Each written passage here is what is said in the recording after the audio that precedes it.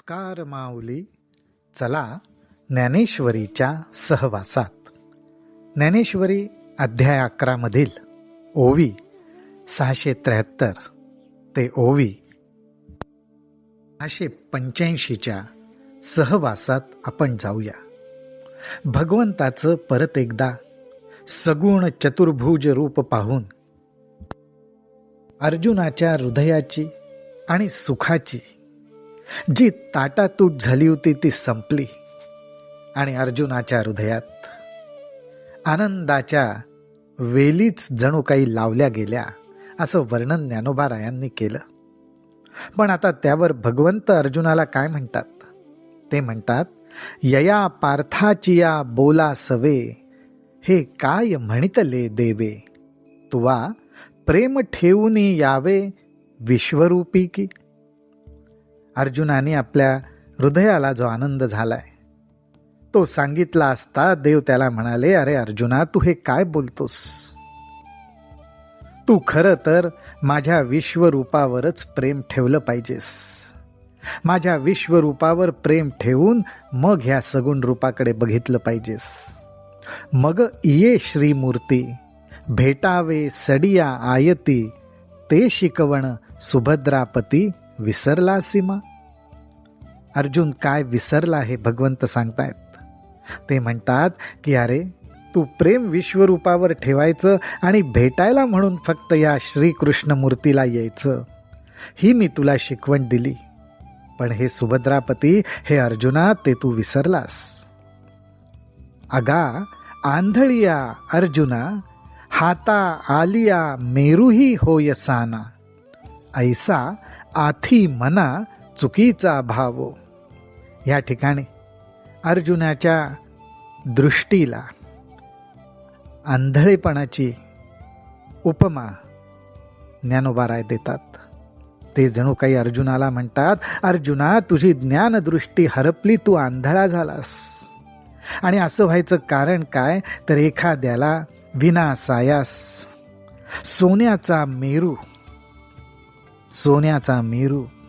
मेरू सारखा पर्वत हाती लागावा, पण त्याविषयी त्याच्या मनाला अजिबात आदर वाटू नये, असाच मनाचा चुकीचा भाव असतो. त्याप्रमाणे तुला त्या मेरू पर्वतासारखाच माझं विश्वरूप तुझ्या हाती लागलं, पण तुझ्या मनाला त्याचं महत्त्व समजलं नाही. तरी विश्वात्मक रूपडे जे दाविले आम्ही तुझ पुढे, ते शंभूही परी न जोडे तपे करिता. भगवंत म्हणतात, अरे शंभूलाही, शिवशंभूंनाही तप करून जे मिळत नाही ते विश्वात्मक रूप आम्ही तुला दाखवलं, तुझ्या दृष्टीपुढे प्रगट केलं. एवढंच काय, आणि अष्टांगादी संकटी योगी शिणता ती किरीटी, परी अवसरू नाही भेटी जयाचीये. अरे योगाचा अभ्यास करताना, अष्टांगादी साधन करताना हे योगी पण श्रमतात, थकतात, पण एवढा प्रयत्न करून, एवढा योगाभ्यास करून सुद्धा त्यांची आणि विश्वात्म रूपाची भेट होत नाही. ते विश्वरूप एकादे वेळ, कैसेनी देखो अळुमाळ, ऐसे स्मरता काळ जातसे देवा. ते विश्वरूप चुकून माकून एखाद वेळेस आम्हाला दिसेल असं चिंतन करता करता देवांचं सुद्धा आयुष्य जातं. आशेचिया अंजुळी ठेवणी हृदयाच्या निडळी, चातक निराळी लागले जैसे. अशा उपमा ज्ञानोबारायच देव जाणे. ते म्हणतात, ज्याप्रमाणे चातक पक्षी आकाशाकडे नजर ठेवून राहतो एकाच आशेवर, की तो पहिला पाण्याचा थेंब मला सेवन करायला मिळेल, त्याचप्रमाणे हृदयाच्या कपाळावर. काय उपमा आहे! कपाळ कोणाचं? तर हृदयाचं. हृदयाच्या कपाळावर काय? तर आशेची एक अंजुली, आशेची अंजुळी. कपाळावर एक रेघ काय आहे? ती तर आशेची रेघ आहे. कुठल्या आशेची? तैसे उत्कंठा निर्भर होऊनिया सुरवर, घोकित आठही पहार भेटी जयाची. हृदयाच्या कपाळावर आशेची एक रेग उमटते, ती कशासाठी तर हीच उत्कंठा. आठी प्रहर एकच चिंतन, विश्वरूपाचं दर्शन व्हावं ही देव उत्कंठा वाहतात. परी विश्वरूपा सारिखे स्वप्नीही कोणी न देखे, ते प्रत्यक्ष तुवा सुखे देखिले हे. भगवंत म्हणतात, अरे अर्जुना, या विश्वरूपासारखं स्वप्नातही कोणी पाहत नाही. या विश्वरूपाचं स्वप्नातही दर्शन होत नाही. ते विश्वरूप सहजपणे अनायासे सुखाने तुला बघायला मिळालं, तू बघितलंस.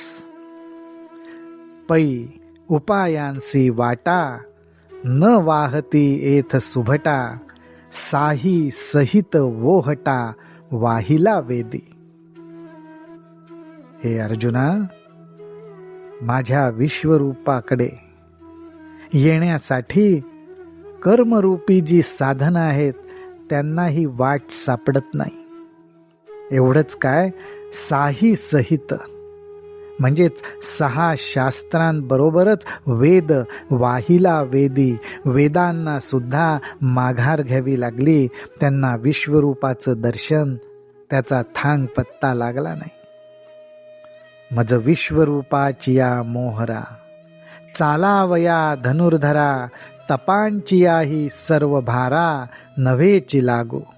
हे धनुर्धरा, माझ्या विश्वरूपाचं जर दर्शन घ्यायचं असेल तर अनेक नाना प्रकारचे तपांचे समुदाय यांचा सुद्धा काही उपयोग होत नाही. आणि दानादी कीर कानडे, मी यज्ञीही तैसा न सांपडे, जैसे निका सुरवाडे देखिला तुवा. भगवंताला ही खूप खंत लागली की विश्वरूप सोडून अर्जुनाने सगुण साकार चतुर्भुज रूपावरच प्रेम ठेवलं. विश्वरूप ते नको, सगुण रूप दाखव, अशी भगवंताला प्रार्थना केली. भगवंताच्या मनाला कुठेतरी ती खंत लागली. भगवंत म्हणतो, आणि दानादी कीर कानडे, मी यज्ञीही तैसा न सापडे.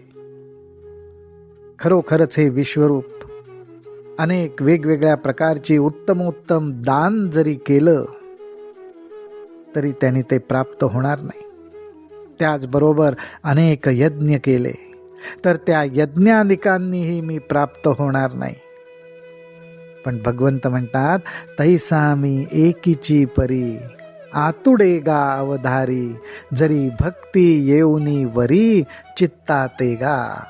हा मी सगुण साकार, तोच जो विश्वव्यापकही आहे, त्याची प्राप्ती फक्त एकाच गोष्टीने होते. कुठल्या गोष्टीने तर प्रेमरूप भक्तीने.